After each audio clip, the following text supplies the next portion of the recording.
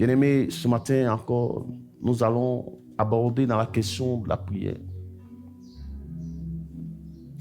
Et tu vas certainement te poser la question de savoir pourquoi autant d'insistance sur une question qui est censée être connue de tous.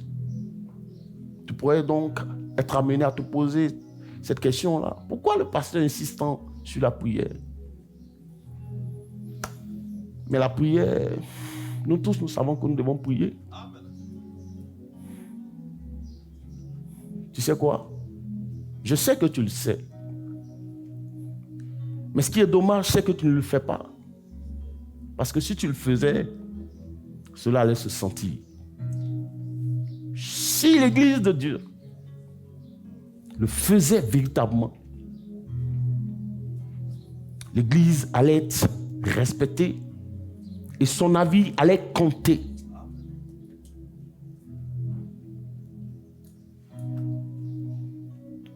L'Église a abandonné ce qui lui est propre pour s'adonner à d'autres choses.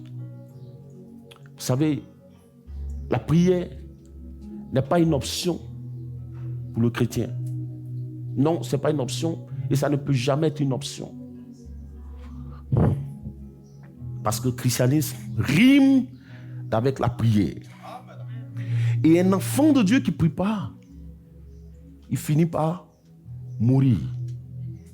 C'est clair. Et ensuite, un enfant de Dieu qui ne prie pas, il devient donc une proie facile pour le diable, mais en plus, il devient un danger pour l'Église, parce qu'il peut être une porte d'entrée. Parce que la Bible dit quoi? Le diable rôde, il cherche la proie facile, une porte d'entrée, celui. Parce que je vous ai expliqué ici dans un des messages que ça c'était au Capitole, je pense, j'ai développé cela. Pourquoi l'homme est au centre de tout ce tiraillement? Dieu te veut, Satan aussi te veut. Pourquoi? Parce que les deux sont des esprits. Dieu est l'esprit saint, Satan est l'esprit mauvais. Et tout esprit n'a pas de corps. Et donc pour que l'esprit puisse agir, il a besoin d'un corps. Donc les esprits sont des parasites. L'Éternel, mais l'Éternel est celui qui nous a tous fait, qui nous a tous formés. Donc Satan veut ton corps pour commettre le meurtre, pour tuer, pour égorger, pour commettre le péché, pour boire le sang. Il a besoin de ton corps. On n'a jamais attrapé un esprit à gamin en train de voler. On n'a jamais attrapé un esprit en train de braquer. C'est toujours un homme. Mais celui qui le possède, celui qui le pousse à cela, c'est bien le démon. Donc, c'est pourquoi. Et j'expliquais que sur la terre, le seul habilité à régner, à vivre sur la terre, c'est l'homme. Dieu a donné le pouvoir à l'homme. C'est pourquoi vous allez remarquer, ça c'est juste une parenthèse, c'est même pas mon message. Vous allez remarquer que Jésus a dit, tu n'as pas eu besoin ni de sacrifice, ni de l'holocauste. Vous comprenez? Mais tu m'as formé un corps. Car sans ce corps-là, Christ ne pouvait pas venir sur la terre. Parce que je vous ai dit le dimanche dernier que quand Dieu parle, ça devient une loi. Oh, une loi, ça s'impose à tous. La loi s'impose à tous. Il n'y a que les Africains qui votent des lois et puis ils ne respectent pas. Mais sinon, une loi est faite pour être respectée et elle s'impose à tous. Donc la loi que Dieu lui-même met en place s'impose à lui. C'est pourquoi, par exemple, lorsque vous allez remarquer que quand Christ est né, selon la loi de Moïse, un fils premier-né, il doit être présenté au temple avec des offrandes, des sacrifices. Et qu'est-ce qui s'est passé? Jésus, lui aussi, a été présenté comme tout Israélien. Il a respecté la règle. C'est pourquoi Dieu ne parle pas comme ça. Quand il parle, ça s'impose à lui. C'est pourquoi en Ésaïe il dit, quand ma parole, lorsque ma parole sort de ma bouche, ma fille, elle ne revient jamais à moi sans qu'elle n'ait accompli ce pourquoi je l'ai annoncé. Yes. Je l'ai dit. Elle s'impose donc à moi. Je suis tenu de l'accomplir, de la matérialiser. C'est trop fort. C'est trop fort ça. Si tu sais ces choses, c'est pourquoi Jésus dit, vous êtes heureux petits enfants parce que vous savez ces choses. La connaissance, elle délivre, elle guérit, elle produit la vitesse. Celui qui connaît va vite. Celui qui ne connaît pas, il tâtonne. Aimer la connaissance. Aspirer à la connaissance. Dieu, il tient ses promesses. C'est pourquoi la Bible dit, celui qui a fait la promesse est fidèle. Parce qu'il est tenu par sa promesse. Alléluia. C'est le temps du savoir. Amen. Il dit l'abreuvoir. Parce qu'il a vu certainement la faim et la soif de son peuple. Et Dieu va abreuver son peuple. Dieu veut que tu montes. Bien-aimé, donc, nous sommes en train de parler de la prière. Aujourd'hui, particulièrement, je vais te donner l'une des raisons. Une raison pour laquelle, Rodrigue, tu es obligé de prier. La raison pour laquelle la prière est importante et elle est extrêmement importante. Un chrétien qui ne prie pas, il est foutu. Tu ne pries pas? Vous savez, John Wesley a dit ceci. Et je sais un peu à partir de quoi il a fait cette déclaration. Il dit, sans Dieu, l'homme ne peut rien. C'est vrai. Parce que Jean 15:6 le dit, que sans moi, vous ne pouvez rien faire. Donc il dit, sans Dieu, l'homme ne peut rien. Mais sans la prière de l'homme, Dieu ne fera rien. Est-ce que vous comprenez? Vous voyez la nuance? Sans Dieu, ma fille, tu ne peux rien faire. Mais si, sans la prière de l'homme aussi, Dieu ne fera rien. Est-ce que vous voyez la nuance? Et bien aimé, quand nous lisons 2 Chroniques 7, verset 14, on va méditer un peu sur ce passage-là, et puis on va continuer dans le message. 2 Chroniques 7, verset 14, qu'on récite tous les jours.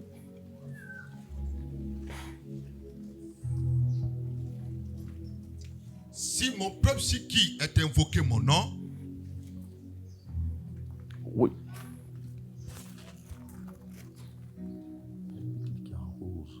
À ma gauche là, il faut donner un panier, on va mettre ce son.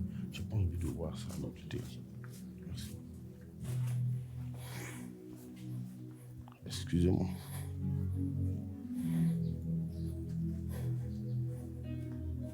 Il dit quoi? Si mon peuple qui est invoqué mon nom. Il dit si. C'est une condition. Ça commence déjà par une condition. Il dit si mon peuple, sur qui est invoqué mon nom, s'humilie. S'il s'humilie, prie et cherche ma face. Et s'il se détourne de ses mauvaises voies, je l'exaucerai des cieux. Je lui pardonnerai son péché. Et je guérirai son pays. Amen. Waouh. Maintenant, on va méditer un peu sur ce passage-là. Regardez un peu. Regardez les mots qui sont utilisés, les thèmes qui sont employés dans ce passage. Dieu commence d'abord par une condition.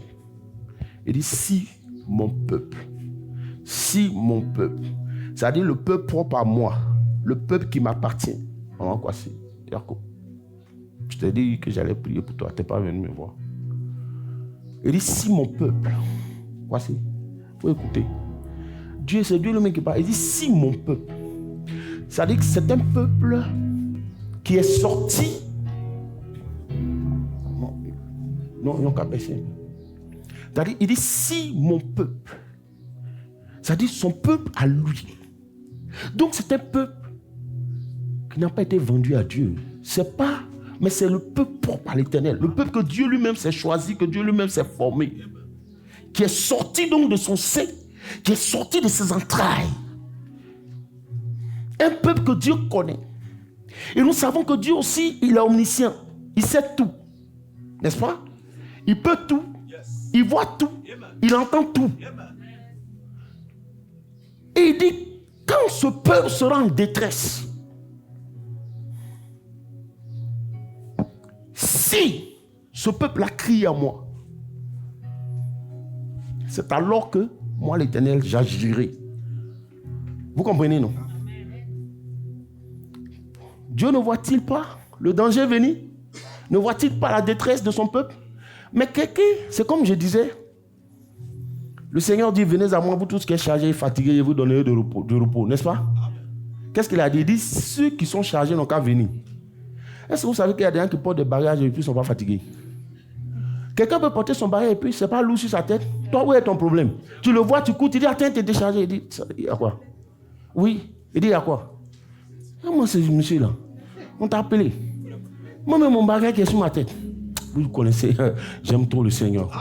On peut être chargé et sans se fatiguer. On peut avoir un poids et puis ne pas être fatigué du poids. Parce que si tu es fatigué du poids, là, tu as sorti de l'amusement. Hein. Je te dis la vérité, tu es sûr que ça te pèse. Ça ne te pèse pas encore. Si ça te pèse, tu vas prendre une décision. Il dit, yes, si mon peuple, sur qui mon nom est invoqué, s'humilie et prie. Donc ça veut dire que tant que le peuple ne criera pas, Dieu considère que le peuple n'a rien. Mais quelqu'un qui est assis n'a pas faim. Tu veux qu'il mange forcé? C'est quoi ton problème? C'est ton ventre ou bien c'est son ventre? C'est toi qui sais ce qui se passe dans son ventre? Ça veut dire que ce pays peut brûler si tu ne cries pas. Bien que tu portes le nom de l'Éternel, bien que le nom de l'Éternel soit invoqué sur toi, mais Dieu n'agira pas tant que tu ne crieras pas, tant qu'il n'entendra pas ton cri, tant qu'il n'entendra pas ta prière. Dieu ne fera rien. Et c'est pourquoi John Wesley dit, sans Dieu, l'homme ne peut rien. L'homme ne peut pas, mais sans la prière de l'homme, Dieu également ne fera rien. Si on ne crie pas en ce moment, bien qu'on voit le danger venir, mais Dieu considère que non, on est bien, on est tranquille. Il va voler à quel secours? Dieu vient au secours de son peuple. Mais si le peuple ne l'appelle pas au secours, il va faire quoi? Alors donc ça veut dire que, c'est pourquoi je disais le mardi, que la prière, voilà ce que signifie la prière. Celui qui prie fait preuve d'humilité. Ça veut dire que c'est un homme humble. Pourquoi? Parce qu'il reconnaît qu'en tant qu'homme, il a des limites. Il est limité. Donc il ne peut pas tout. Et donc, pour le complément, il est obligé de se tourner vers l'être suprême, qui est Dieu. Donc, en prier, c'est faire preuve d'humilité. À l'opposé, celui qui ne prie pas, il fait preuve de quoi? De suffisance et d'arrogance. Ça veut dire qu'il n'a pas besoin de Dieu. Je t'ai appelé dans mon affaire, t'as quoi? Tu vois un monsieur qui est en train de battre sa femme, tu t'en séparé, la femme dit, il y a quoi, on t'a appelé ici? Hein? Oui, ça se passe, non? On voit ça, non? Elle dit, papato, là, il y a quoi, on t'a appelé? Nous, on est en train de faire nos palabres ici, c'est comme ça, on s'aime. Les gens sont en train de s'aimer, toi, tu veux t'inviter dedans. C'est pourquoi, tant que l'homme ne priera pas, Dieu ne fera rien. Dieu n'agira pas. Parce que Dieu n'est pas un papato. Ce qui déclenche le secours de l'Éternel, c'est ton cri. C'est ton gémissement. Ça met le Seigneur à se lever. Ça fait bouger le trône.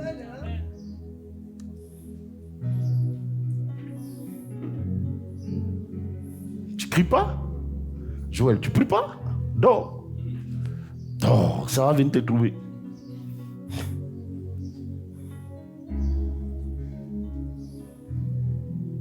C'est dommage, c'est ça.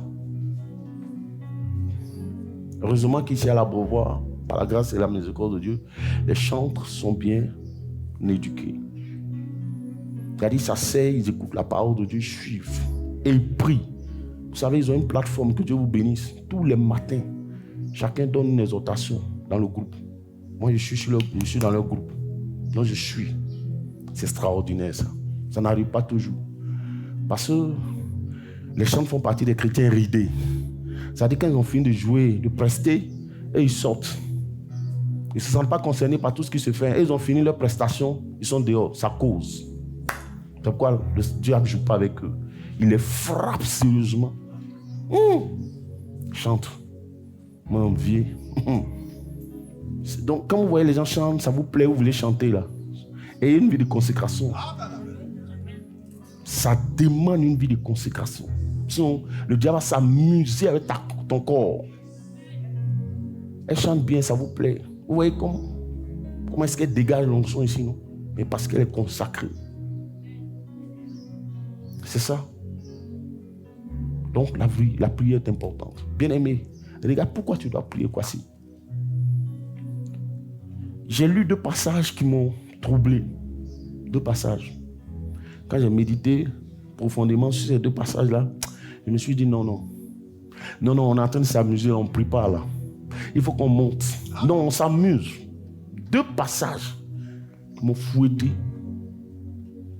Il faut lire Isaïe 55, verset 8. Car mes pensées ne sont pas vos pensées. Mes pensées ne sont pas vos pensées. Et mes voix ne sont pas vos voix, dit l'Éternel. Et mes voix ne sont pas vos voix, dit l'Éternel. Amen. Waouh. Vous avez entendu cette déclaration-là? C'est trop fort. On a plusieurs fois entendu ça, mais on n'a pas marqué d'arrêt pour demander au Seigneur de nous expliquer. Tu peux lire même le 2e passage aussi. Ça c'est Proverbe 19, verset 21. Écoutez, non, ne vous inquiétez pas, soyons calmes.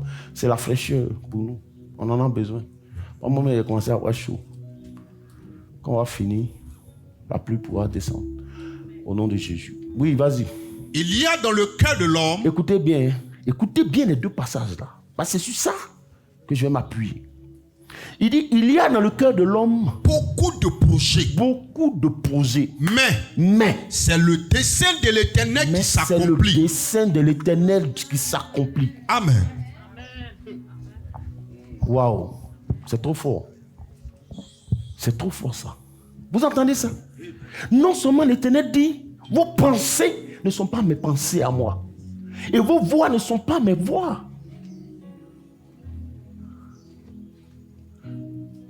En plus, Proverbe dit, renchérit pour dire, il y a beaucoup de projets dans le cœur de l'homme. Je vais voyager, je vais faire ça, je vais travailler, je vais créer une société, je vais aller mettre une société à Dubaï, je vais acheter une maison en Amérique. Le Seigneur dit, c'est bien. Tu es libre. Tu es libre d'avoir autant de projets. Ça, c'est ton droit. Mais sache, mon petit, que de tous ces projets-là, que tu formes dans ton cœur, il n'y a que mon dessein à moi qui va s'accomplir. Quand Dieu dit ça, le Seigneur est en train de dire que son dessein, le dessein de Dieu, est plus grand que tous les projets que l'homme forme dans son cœur. C'est quoi le dessein de Dieu? Le dessein de Dieu, c'est le plan éternel de Dieu. Parce que le dessein de Dieu a été conçu avant la création. Écoutez, suivez-moi. Le dessein de Dieu a été formé avant que tu ne naisses. Le dessein de Dieu a été conçu avant même que l'homme ne soit. C'est pourquoi le psalmiste dit, lorsque je n'étais qu'une goutte de sang, tu me connaissais déjà. C'est-à-dire avant que je ne sois formé, avant que ma mère ne réalise qu'elle est en retard, qu'elle est enceinte, toi déjà tu me connaissais, tu connaissais mon nom. Amen. Et il dit, et tous les jours qui m'étaient destinés étaient tous inscrits devant toi. Ce passage-là, je l'adore. Parce que ça fait que quand il y a une situation qui se produit dans ma vie, je suis serein. Je dis, mais il est écrit dans la Bible que avant même que je ne sois formé, Dieu me connaissait. Et tous les jours qui m'étaient destinés, là, étaient tous inscrits devant lui. Donc il savait que ce jour-là, j'allais être confronté à cette situation. Ah, mais il n'a pas dit que j'allais en mourir. Il savait. C'est pourquoi je crois, Seigneur, je bénis ton nom, parce que cette situation va se dissiper. Tout simplement. Voilà comment un fils de Dieu se comporte. C'est pourquoi je vous dis, nous on ne vient pas ici pour prêcher juste pour que tu entendes, tu dis, ah le pasteur il prêche bien. C'est pas de ça qu'il y a besoin. Moi je préfère que le Seigneur me note. Parce que toi tu peux me noter aujourd'hui, 10 sur 10, demain tu as dit 0 sur 20. Parce que tu n'es pas content. oui. Juste parce que tu n'es pas content. 0 sur 20 aujourd'hui. Donc, moi, je n'attends pas tes notes. Yes. Ce que je veux, moi, c'est que tu mettes ta parole de Dieu en pratique. Vous comprenez? Donc, le Seigneur, le projet de l'homme repose sur ses désirs, sur ses émotions et sur ses motivations. Vous comprenez, non? Le projet de l'homme est éphémère. Il est fragile et il est passager. Or, le dessein de Dieu est éternel. Dieu ne va jamais changer sa loi pour toi, ma fille. Dieu travaille dans sa loi. Il travaille dans sa parole. Or, il dit, sa parole ne passera jamais d'éternité en éternité. Donc, si tu veux être ami de Dieu, intègre sa loi, conforme-toi à sa loi, rentre dans sa parole, demeure-y, conforme-toi à sa parole. C'est alors que tu verras la main de Dieu agir dans ta vie. Mais si tu crois que Dieu, en 2025, va modifier ses écrits pour toi, pour les adapter à ta situation, à ta condition, c'est faux. Parce que la parole de Dieu, c'est lui-même. Il ne peut pas changer. Il ne va pas changer sa loi pour toi. C'est à toi de te conformer à sa loi. Bien-aimé, quand Dieu dit ça, qu'il y a beaucoup de projets dans ton cœur, Joël, mais sache que c'est la volonté de Dieu ce qui va s'accomplir. Quand Dieu dit ça, ça dit que ça devait nous révolter. Le riche, ça veut dire que, comme Romains 12 le dit, soyez transformés par le renouvellement de votre intelligence. Donc ça veut dire quoi? Que quand un homme naît, quand un homme vient à Christ, voici la première attitude qu'il doit avoir. Suivez-moi.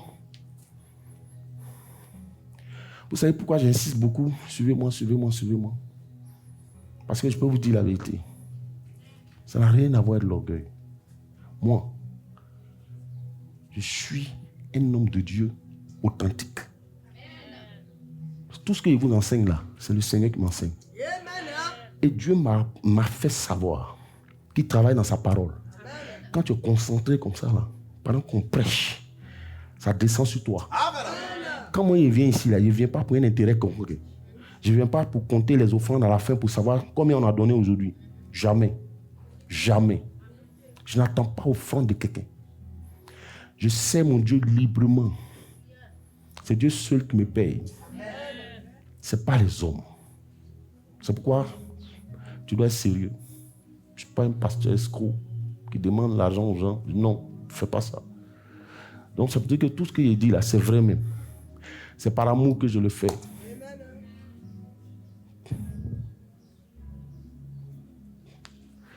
Donc quand Dieu dit ça là, ça veut dire que si nous, enfants de Dieu, nous sommes intelligents là, on fait, tu sais, depuis notre conversion, Romain dit, maintenant que vous êtes venus en Jésus, soyez transformés par le renouvellement de votre intelligence. C'est-à-dire que votre intelligence soit renouvelée. Parce que tant que votre intelligence n'est pas renouvelée, vous n'allez pas pouvoir comprendre les choses de Dieu. Vous n'allez pas comprendre le dessein de l'Éternel. Parce que si vous avez encore les réflexions du genre, mon pied gauche a cogné caillou, dans la journée là, ce n'est pas une bonne journée. C'est-à-dire, tant que ça n'a pas quitté ton esprit, ce genre de réflexion là, tu n'auras rien. Rien et rien. Parce que Dieu, ce n'est pas ton camarade. Mon pied gauche a cogné caillou. Nous tous, on a cru en ça avant. Hein. On dit ma paume, oui, ça me. Voilà. Et quoi? Tu vas avoir l'argent. Il ne faut pas aller travailler. Il faut t'asseoir chez toi et puis ta paume là. Oh, ça me demande, donc tu vas avoir l'argent. Il faut attendre, on va te donner. Hein?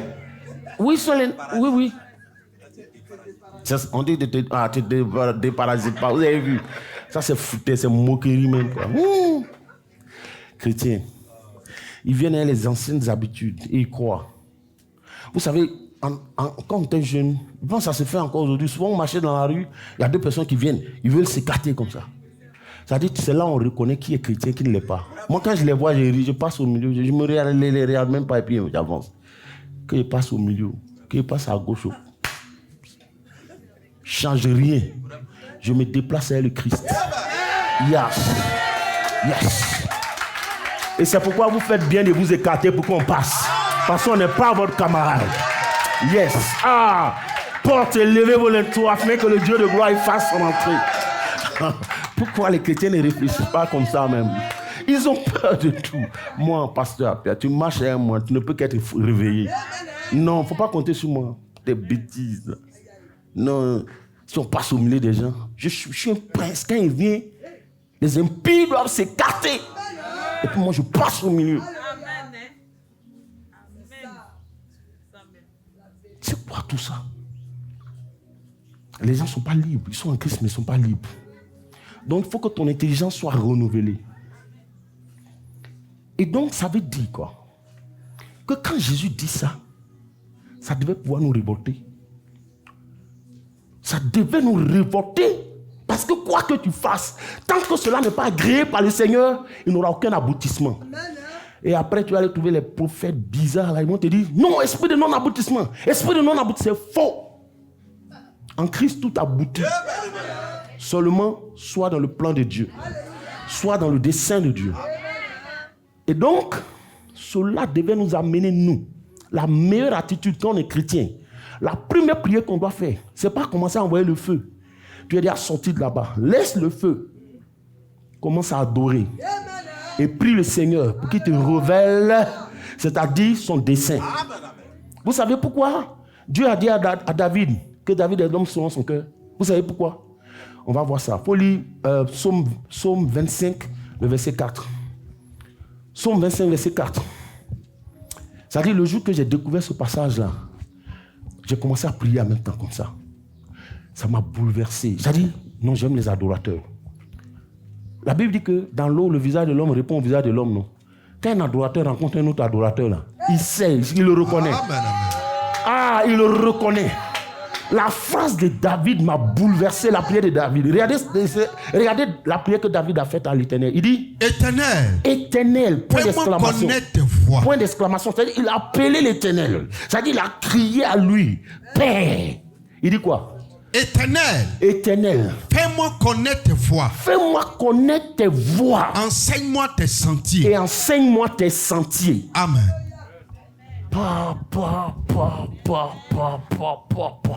Dieu a regardé Daniel, il a regardé David, il a dit non, mon petit, non, je comprends pourquoi. Non, tu es l'homme selon, tu es mon. Ça dit, non, tu es trop intelligent. Tu es intelligent même. Tes frères, ils courent, ils vont à droite, ils vont à gauche, se réveillent, ils courent le matin. Abigail, on dit, Abigail, c'est le matin. Côte d'Ivoire, c'est le soir. Ah ouais? Moi, ce que je connaissais, c'est...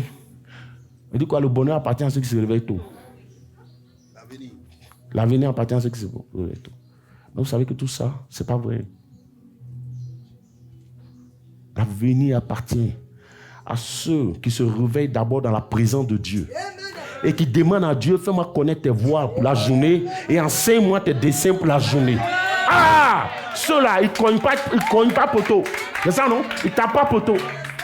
Parce que quand tu te réveilles dans sa présence et que tu communies avec lui, quand tu sors, tu ne tapes pas poteau. C'est pourquoi aujourd'hui, on voit des tapeurs de poteau. Parce qu'ils ne vont pas dans la présence de Dieu. Ils ne consultent pas l'Éternel. Ils sortent par expérience, par ancienneté. Sur l'expérience des autres, ça ne marchera pas. David, Dieu l'a sorti de derrière les brebis. Quand il est arrivé, quand il a découvert Ésaïe 55, verset 8, vos pensées ne sont pas mes pensées, vos voix ne sont pas mes voix. Il a compris, en même temps il s'est engenouillé, il s'est mis devant le Seigneur et dit, Père, je ne veux pas faire comme mes prédécesseurs. De peur de m'égarer et puis après me retourner pour te maudire. Parce que quand l'homme choisit ses propres voies, quand il tape poteau, c'est Dieu qui maudit. Tu ne m'aimes pas, tu fais ceci. Quand David a eu l'intelligence de comprendre ça, il s'est mis en prière et dit, Père, je t'en supplie. Fais-moi connaître tes voies. Parce que je sais que nos voies ne sont pas tes voies.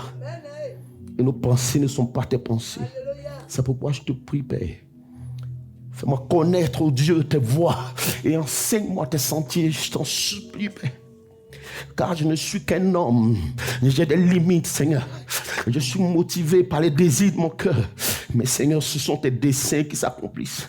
J'ai tellement de projets dans mon cœur.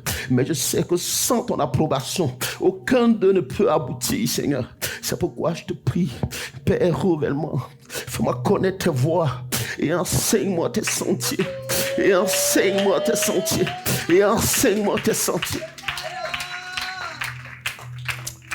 Alléluia. Yeah.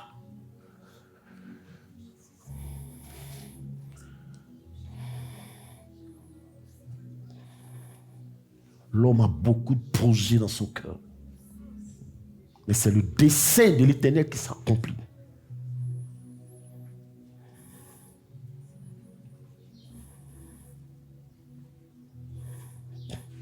Bien-aimé, quand Dieu dit ça, quand tu as entendu ça, la bonne attitude, c'est d'entrer dans la présence de Dieu.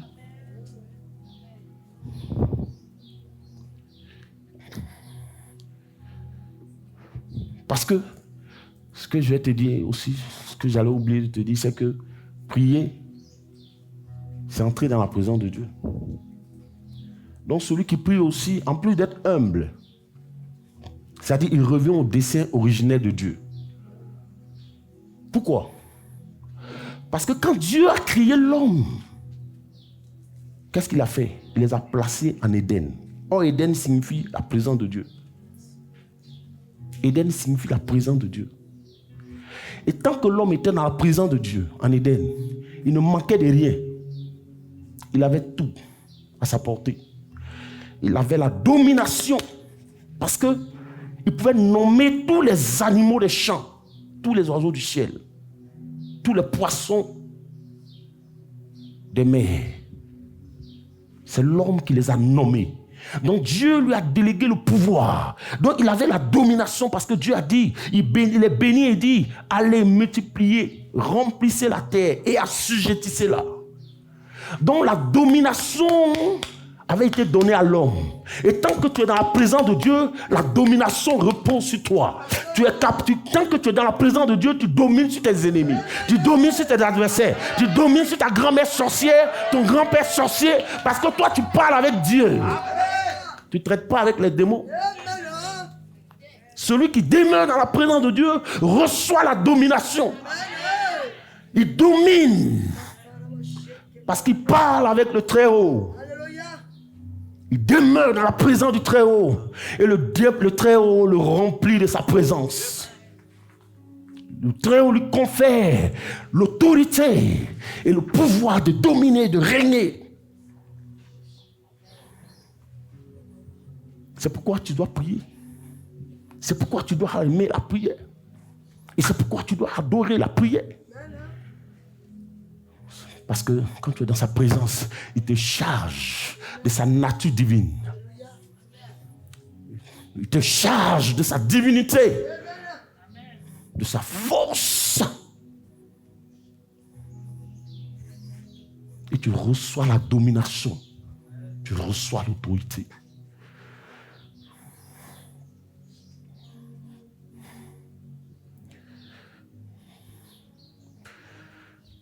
Pourquoi Jean 6, 14, Jean 15, 6 dit, Jean 15, 6, Jean 15, 6, il dit, pour lui, si quelqu'un ne demeure pas en moi, si quelqu'un ne demeure pas en moi, il est jeté dehors. Il est jeté dehors. Comme le sarment. Et il sèche. Et il sèche. Puis on amasse le sarment.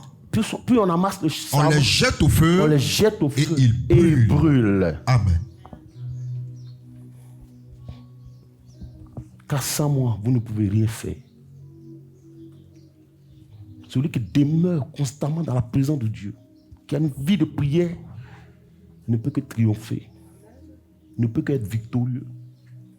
Les grandes décisions se prennent dans la prière. C'est dans la présence de Dieu qu'on change les données. Ce que la sorcellerie a programmé pour toi, là, c'est dans la prière qu'on déprogramme ça.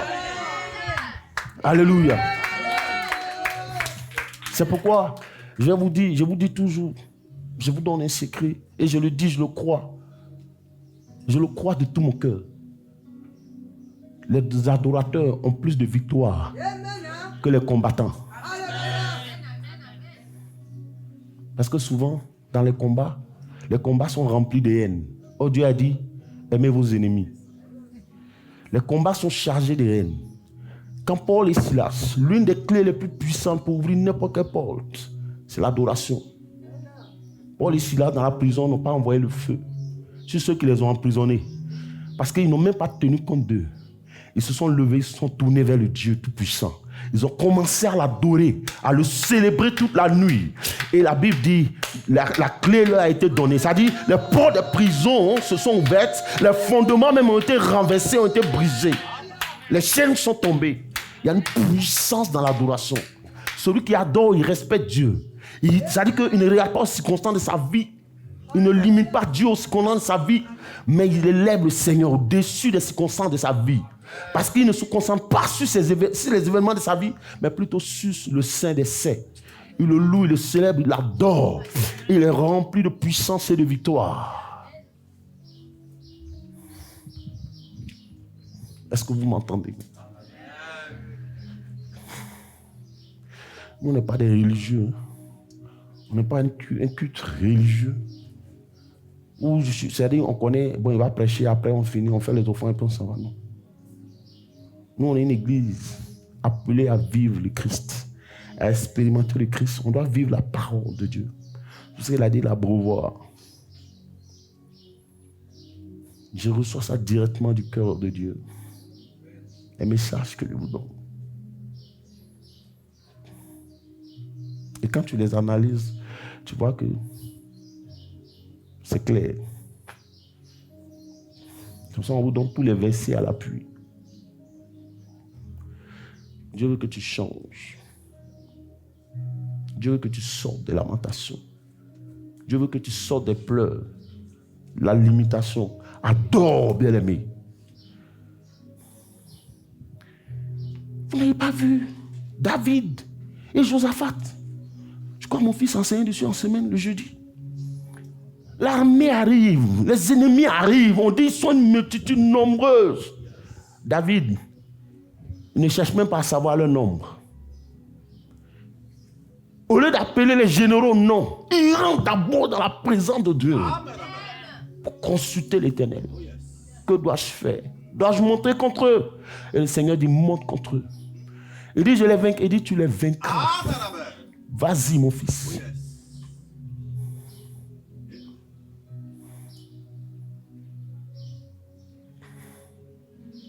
Tu penses que comment quelqu'un peut mettre devant des chars un groupe musical? Si c'est pas parce que c'est un adorateur, si c'est pas parce que Dieu lui a dit, c'est foutaise. Les gens viennent canon. Les gens, vous connaissez les armes des dernières générations, là, non? Ça détruit même. Pouf! Devant ça, on met Dominique et son groupe devant. Non, moi j'ai essayé. Alléluia. Ah, ça c'est foutaise quoi.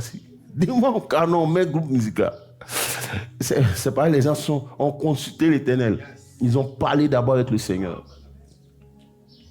Moi je sais pas, mais les chrétiens, Seigneur, je prie que ta parole les touche, ouvre leur intelligence, qu'ils comprennent et qu'ils sortent de ce lieu révolté. C'est pour ça que le Seigneur dit, ne vous inquiétez de rien. Ne vous inquiétez de rien. Mais en toute chose, faites connaître vos besoins par la prière, par l'intercession, par l'explication. Faites en tout temps par l'esprit toutes sortes de prières.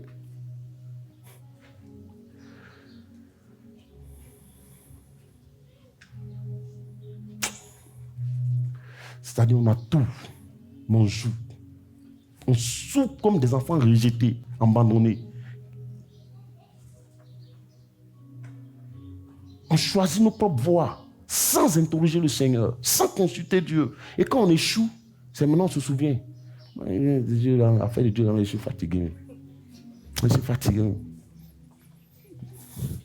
C'est quel Dieu on prie depuis? Peut-être on n'a même pas prié.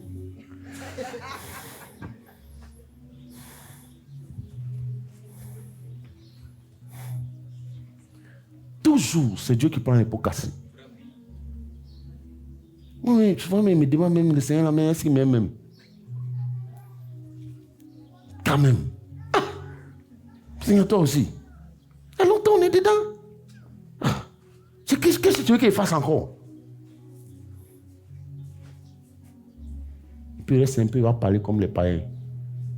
C'est pas nous, on a chié à l'église. Il y a des propos comme ça. Des enfants de Dieu qui tiennent des propos comme ça. C'est trop sale. Tu crois que c'est ce que tu as dit là qui va faire lever Dieu de son trône? On dit, la Bible dit, il siège dans la louange et dans l'adoration de son peuple. Quand Paul et Silas ont commencé à l'adorer, là, il a siégé au milieu. Il a pris une décision. C'est-à-dire, il a pris une décision en leur faveur. Toi, tu penses que quand tu as dit des saletés comme ça, là, au contraire, c'est répugnant. Ils vont augmenter la charge même. Comme tu n'as pas appris à adorer, à craindre le Seigneur, on va augmenter la charge pour toi.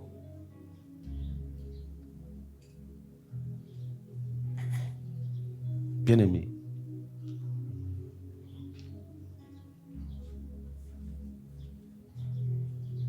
Regardez un peu. Parlant de le dessein de Dieu, c'est un dessein de salut. Je vais t'exhorter à ne pas manquer ce mardi, là, parce que je vais continuer mardi. Et mardi, j'enseigne comme les dimanches.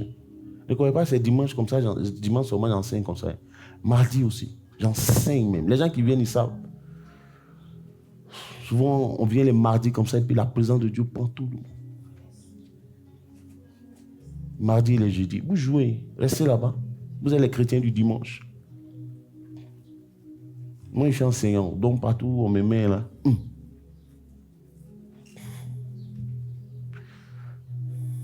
Bien-aimé, regardez un peu, parlant du dessein de Dieu. Regarde ce que le Seigneur dit. Vous savez, aucun de nous, aucun homme, aucun chrétien, aucun homme n'est né sans une histoire. Chacun a une histoire. Dieu a un projet pour chacun de nous. Il a un projet pour chacun de nous. Mais vous savez que des gens vivent comme ça, ils meurent, sans rentrer dans le plan du Seigneur. Mais tu penses que tu es né comme ça? Par exemple, c'est pour ça que moi, quand je dois prier pour les femmes qui n'ont pas encore enfanté, quand je les reçois, il y a une exhortation que je leur donne. Le Seigneur m'a donné de comprendre qu'elles sont stressées. Vous êtes stressés. Donc je commence à les exhorter. Il dit, laisse tomber le stress d'abord. Est-ce que tu as déjà vu garçon faire enfant? Malgré que les hommes se mettent ensemble aujourd'hui, est-ce qu'ils arrivent à faire enfant? Donc une femme là, femme, ça a beaucoup de signification. Tu es une femelle. Donc tu es appelé à enfanter. Forcé, tu vas enfanter. À moins que tu ne sois pas femme. Sinon, si tu es femme, tu vas enfanter forcé. Au nom de Jésus. Yes. C'est ça, ma fille. Tu as raison. Mais oui. Une femme. Quand Dieu a créé l'homme là, il n'a pas créé la femme après. Et la Bible dit qu'il les a bénis les deux, non? Est-ce que c'est l'homme seulement qui l'a béni? La Bible dit, Dieu les bénit et il leur dit, multipliez, soyez féconds, multipliez et remplissez la terre. C'est pas ce qu'il a dit. Et assujettissez-la. Donc tous les couples ont le devoir d'enfanter. Parce que c'est un ordre que Dieu a donné. Non, c'est pourquoi toi, femme qui est là, qui est dans le Seigneur, je déclare au nom de Jésus que dans tous les cas, c'est-à-dire Dieu t'a conçu pour être une femme, c'est-à-dire une femme mariée, et pour être une femme féconde. C'est un ordre, c'est un commandement. Ça ne dépend pas du diable. On s'en fout de lui. Il n'a rien à voir dans l'affaire. C'est-à-dire, comment tu peux croire que toi, tu vas vivre sans homme? Non! Forcez, je le déclare au nom de Jésus, à l'abreuvoir, toutes celles qui sont des femmes sont appelées à se marier et elles sont appelées à enfanter. Ce n'est pas moi qui ai écrit cette loi, c'est l'Éternel qui l'a écrite. Et ça s'impose à tous. Amen. Regarde par exemple, parlant du projet de Dieu, lis Jérémie 29, verset 11, que nous tous nous connaissons, et puis on va essayer de décortiquer ça un peu. Et c'est par là que je vais conclure aujourd'hui. Tu pries pas? Car je connais les projets que j'ai formés sur vous. Je connais les projets que j'ai formés sur vous. Dit l'Éternel. Vous avez entendu? J'ai dit chacun a un projet de Dieu sur sa vie. Amen. D'aucuns pouvaient dire, il y a une prophétie sur ma vie. Je ne peux pas échouer. Je n'échouerai pas, Seigneur. J'achèverai ma course. La soeur est en train de chanter ça pour moi. Parce que j'attends qu'elle dise pour qu'elle puisse répéter. Amen. Yes. Il dit quoi? Je connais les projets que j'ai formés sur vous. Les projets que j'ai formés sur vous. Dit l'Éternel. Dit l'Éternel. Continue. Projet de paix. Et il précise, il dit projet de paix. Et non de malheur. Et non de malheur. Afin de vous donner un avenir. Afin de vous donner un avenir. Et de l'espérance. Et de l'espérance. Amen. Maintenant, on va traduire ça dans le langage français et ivoirien. Pour rendre ça plus accessible. Ça dit Dieu lui intérieur quand il est étonné quoi. J'ai parlé dans le langage ivoirien. Là, tu vas bien comprendre. Pas depuis on lit ça, j'ai l'impression que tu ne comprends pas. Dieu m'intérieur là-haut. Et puis il est étonné. Et puis il dit, mon fils, c'est dans quoi tu es là? Mais c'est dans quoi tu es? Projet que moi-même j'ai conçu pour toi là, c'est dans ça que tu es comme ça là. Projet de paix et non de malheur là. Projet de mariage, d'enfantement, de travail là. C'est dans ça que tu es comme ça là. Où on te bat tous les jours. Tu vas pas quitter dans ça? Mais quitte dans ça. Si ton créateur dit, les projets qu'il a formés sur toi, dit sont des projets de paix et non de malheur.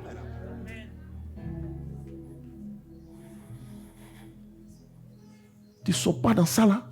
Tu ne quittes pas dedans.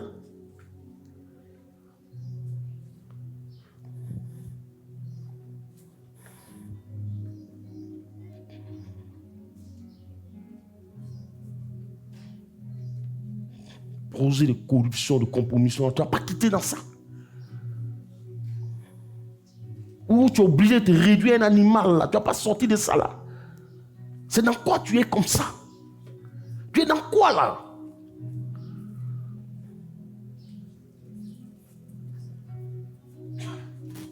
Mais ça, vous savez, vous quittez dans ça là. Vous savez, ça passe par quoi? Ça passe par la prière. C'est dans la prière que le mauvais dessein dans lequel tu es là, tu te rends dans la présence de Dieu pour changer les données. Aujourd'hui, les chrétiens sont devenus des paresseux. Ils n'aiment pas prier. Bien-aimé, si tu ne pries pas, tu n'auras rien. Parce que prier, c'est parler avec Dieu. Si tu ne parles pas avec ton Père,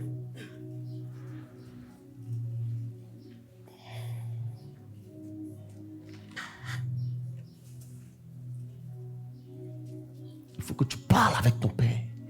Il faut que tu sois un homme de prière. Prier jusqu'à voir le résultat.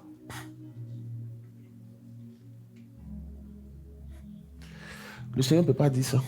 Projet de paix et de bonheur. Et puis tu es dans la douleur. Quand tu ne consultes pas Dieu. Or, vous savez qu'il est écrit que celui qui bâtit sans l'Éternel travaille en vain, non? Tout ça là, on lit et puis on s'en fout.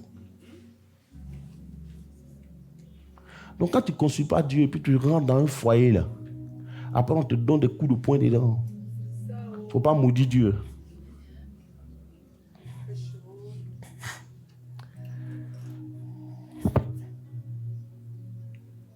On te bat tous les matins. Un homme qui bat sa femme, il n'est même pas sérieux, c'est un chrétien. C'est un impie. Les pires qu'un inconverti.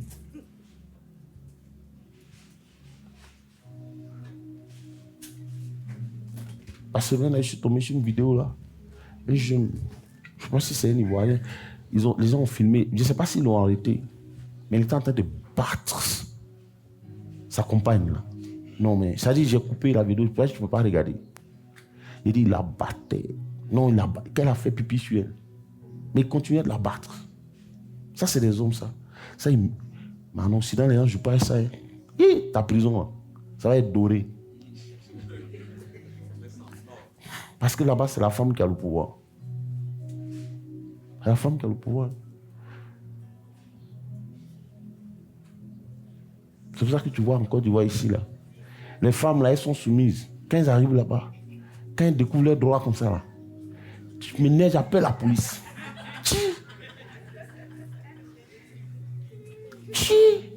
On peut vite changer comme ça.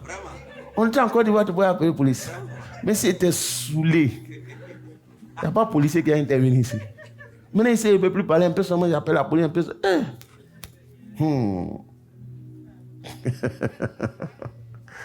C'est dommage.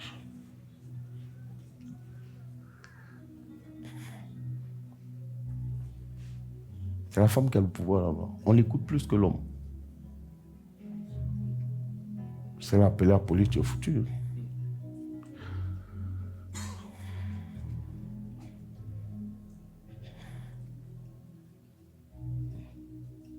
Les enfants même, payer les enfants, on ne donne pas à l'homme, mais c'est à la femme on vit. Donc il y a beaucoup de couples africains qui ont divorcé à cause de ça. Pas, il veut voir, le monsieur voit clair dans l'argent. La femme ensuite dit, tu ne vois pas ça ici. Le gouvernement dit, c'est à moi on vit. Voilà par là qui a commencé. Les gens divorcent à cause de l'argent des enfants. On aura d'autres enseignements où j'ai parlé aux hommes. Il faut être un homme. Il faut être un garçon. Pas aller fatiguer l'enfant des gens. Moi, il ne peut pas faire parler pour des choses comme ça. J'ai fait quoi avec ça?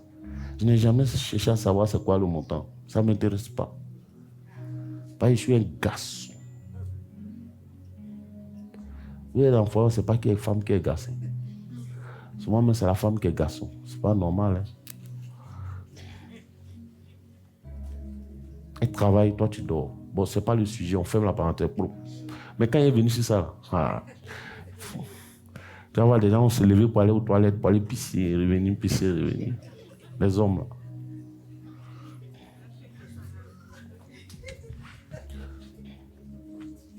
Il faut être garçon.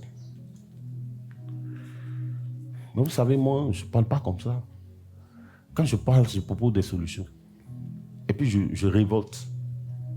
C'est la vérité.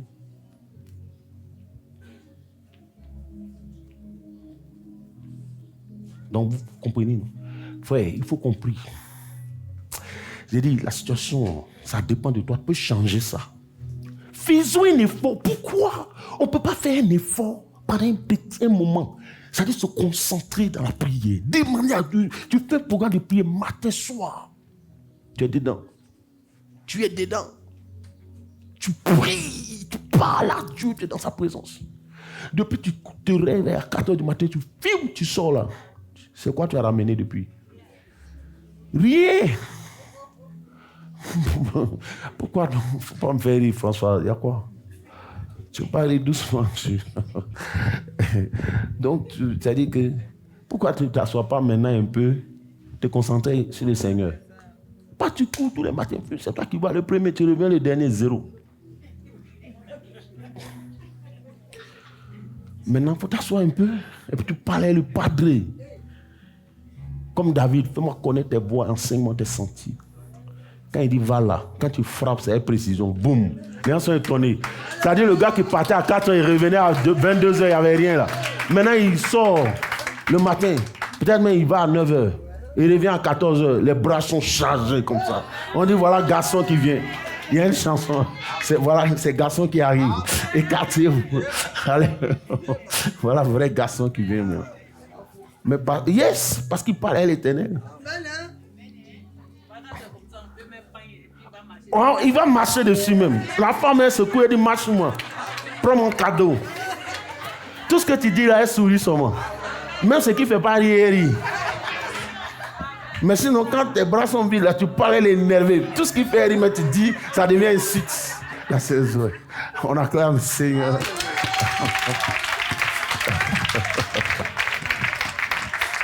Alléluia. Pas énervé, enfant des gens ici, là. Oh, nous sommes bénis au nom de Jésus. Alléluia. C'est ce qu'il faut faire, quoi. Notre Seigneur est vivant. Alléluia. Que le nom du Seigneur soit béni.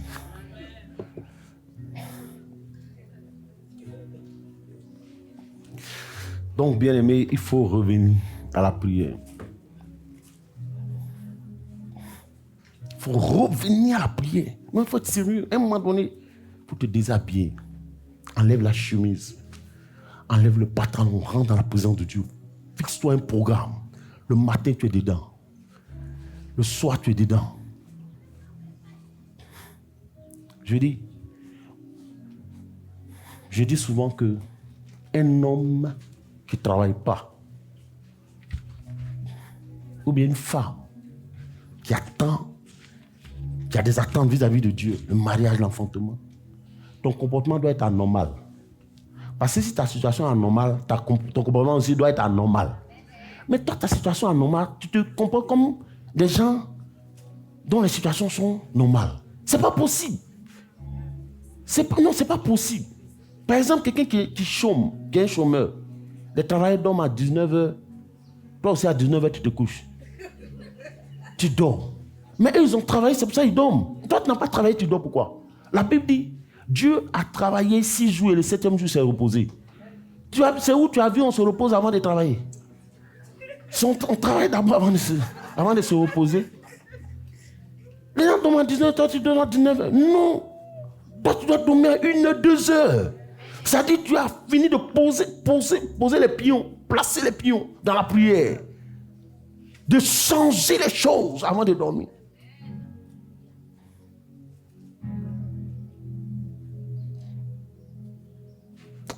Non, je vous dis la vérité. Dieu, le problème, pourquoi les gens échouent, c'est parce qu'ils n'ont pas demandé au Seigneur, fais-moi connaître tes voies et enseigne-moi tes sentiers. Parce que Dieu ne tape jamais poteau. C'est l'homme qui tape poteau.